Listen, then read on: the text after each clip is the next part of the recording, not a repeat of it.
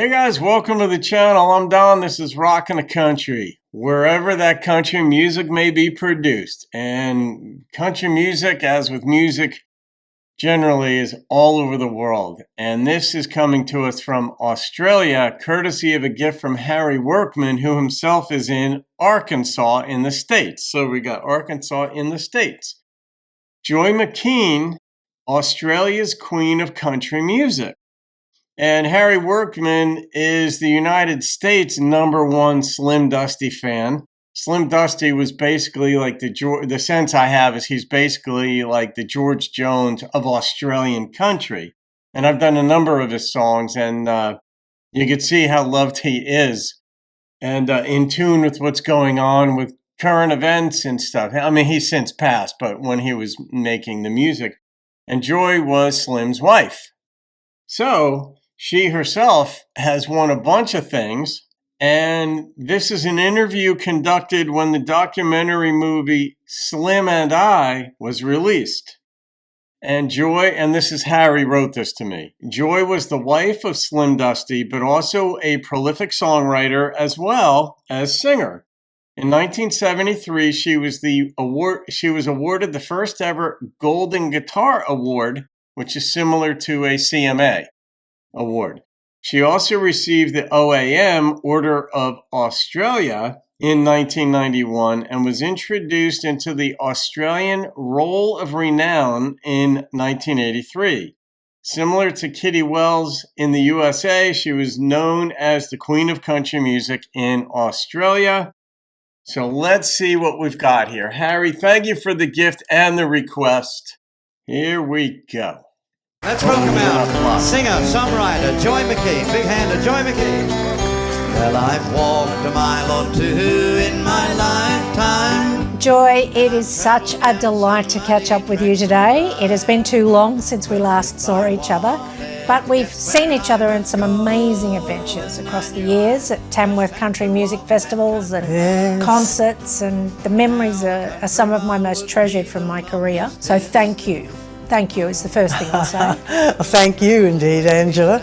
There's been a lot of fun in some of those places that we've met, so I always keep an eye out for you. Oh, do you? Well, that's very nice of you. Thank you. Slim really was a keen songwriter, and he liked my songwriting.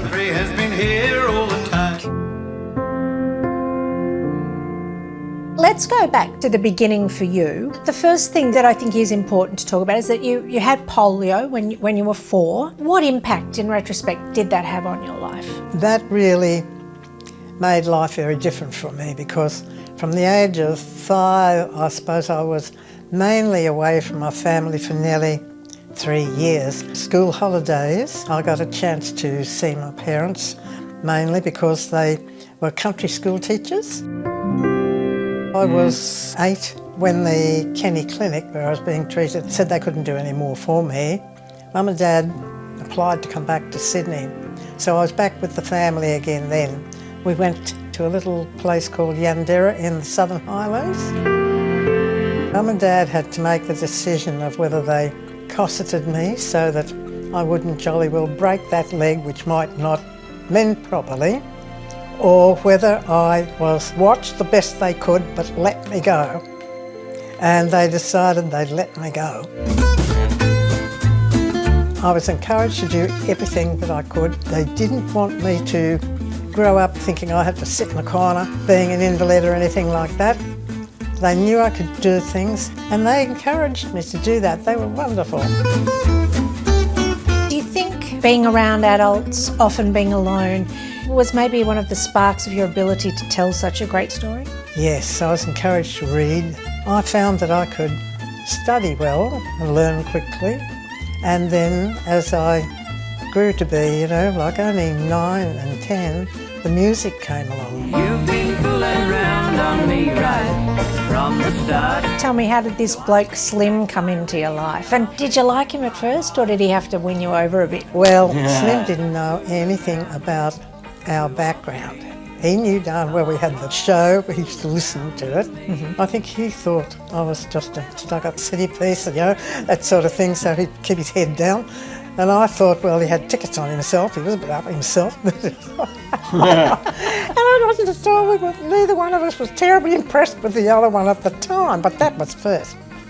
And then, of course, went to the Showboat. Him and Shorty, they were chasing 2 Queensland girls all night. So that was that. You know, I had a few marks against him, but that was a big one. That's a mighty big one, I would say, yes. Right. So it took him a while to get back after that. I'll bet. All right, Aussies, you have to help me out here. What Queensland girls? I'm in the States. I've never heard that expression before. Obviously, there's something wrong with it. I mean, yeah, help me out. I'm not even going to guess here. All right, I have ideas in my head, but I don't want to say them because if they're wrong, it would be disparaging. But clearly, the implication is something disparaging about a Queensland girl. Don't know why. Was there something that finally won you over? Yes. As you know, with polio, I have to wear a caliper on my left leg. And the caliper fits through a socket on the heel of my shoe. Sure enough, here we were out somewhere around about Forbes or something like that. And I didn't have spare shoes with me.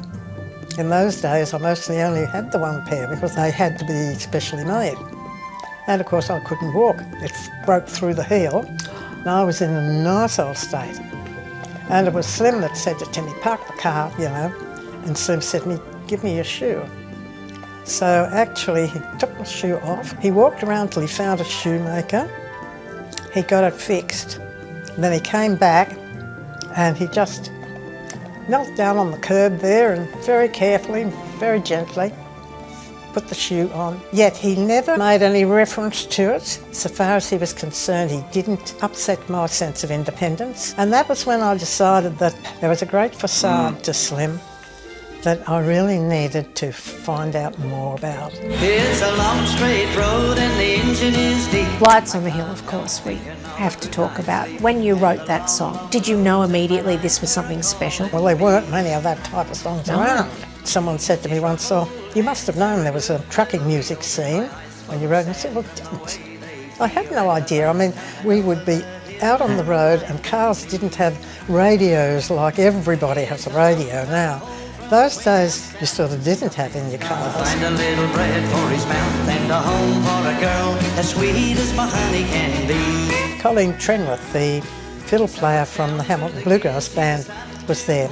And she started into it with the Cajun fiddles as soon as I sang it to her. I said, don't you think it would be good for Slim? She said, really right for him. And Slim said, no, too many words. Too many words. You can't get your breath or anything like that. Give it to somebody else. You can't catch your breath. You, of course, won the first Golden Guitar Award at the Tamworth Country Music Festival. Yeah, I was thrilled. That was with lights, of course. Up to around about that time, the artist I still need an Australian hat, was the people. focus of everything. Things began That's to my change, Union Jack. and songwriters became more important. Well, it's the long straight road, the engine is deep. There was a time a little 10-year-old boy called Keith Urban came up with the sheet music for Lights on the Hill and asked you to sign it. He's done quite well. He's gone on to some success, but he is in this doco. What's the special relationship with Keith and you and Slim? We liked Keith. He was sort of upsetting the establishment at times musically. I think Slim and I were supposed to be looking with some disapproval, and on the other hand, we were laughing our heads off.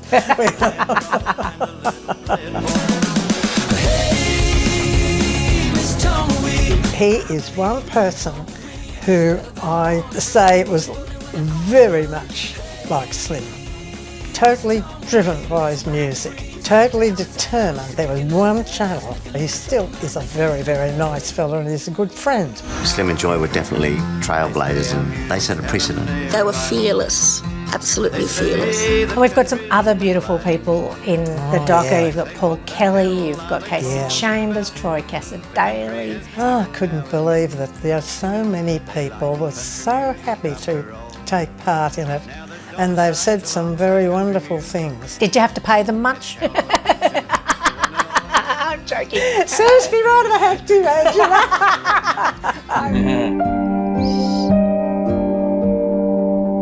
I can't talk to you about Slim without talking about what it was like when you lost him.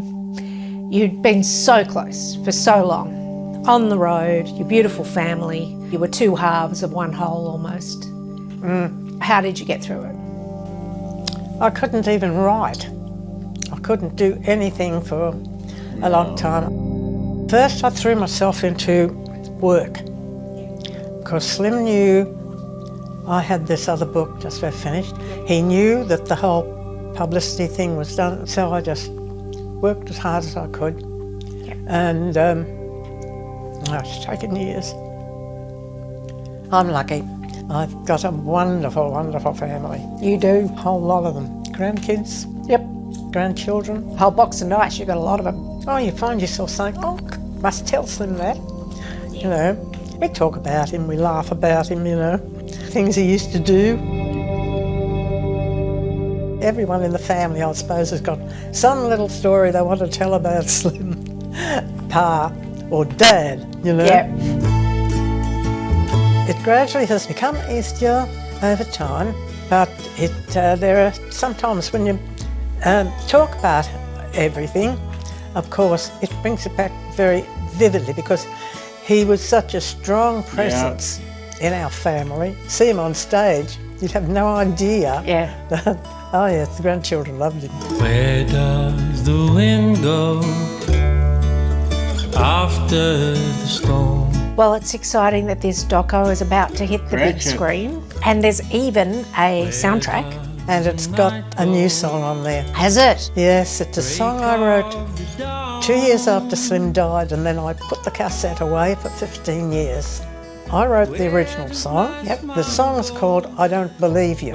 James sings the lead. Yep.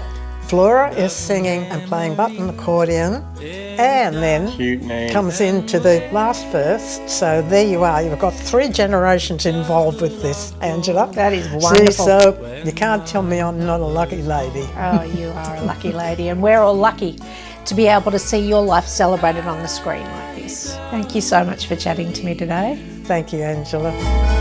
Take these words, my thunder rolls through.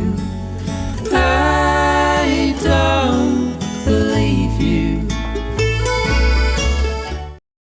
Yeah, I get thoughts when I watch this too, because there are U.S. artists who are unaware of Slim Dusty and Joy. And yeah, it brings to mind, oh God, Miranda Lambert had a song, Priscilla. That was the name of it. And it was, like, how did you manage to keep your man? And I think Miranda may have written and or recorded this song when she was married to Blake, who was very popular in his own right. And it's like, she's drawing comparisons, like, we have to schedule time together. We need gatekeepers. We need all this stuff. Like, and then you've got every Southern doll trying to hit on your man, like Elvis. Everybody, all the ladies wanted Elvis. And then there are a lot of ladies who want Blake, and like Miranda was that. And so there's some ways you look at, like, other people are in a similar situation as you. And with Joy having been married to, the George Jones of Australia, there'll be some U.S. artists and other artists, whether in the U.K. or anywhere, who would look at this and say, I can relate to her. I write songs, for my man. I've recorded with him too. But it's, and then she lost him, and that's kind of the path of life. I don't know at what age Slim passed away, but that would have been brutal because their whole lives were intertwined. It wasn't just that they were married, but their careers were together. They recorded, they performed.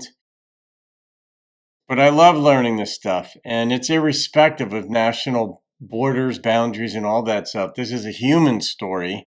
And obviously in the States, we don't know as much about Australia and where the Highlands are and all that stuff, just as Aussies don't know as much about the U.S. as they do about their own country. That's normal, right?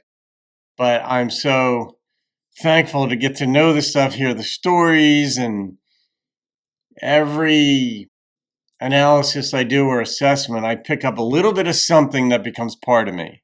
And what that is in this, I've mentioned some of it here, but that also remains to be seen. It's like when you read a book, you can't remember the whole book, but there are a couple salient points that'll stick.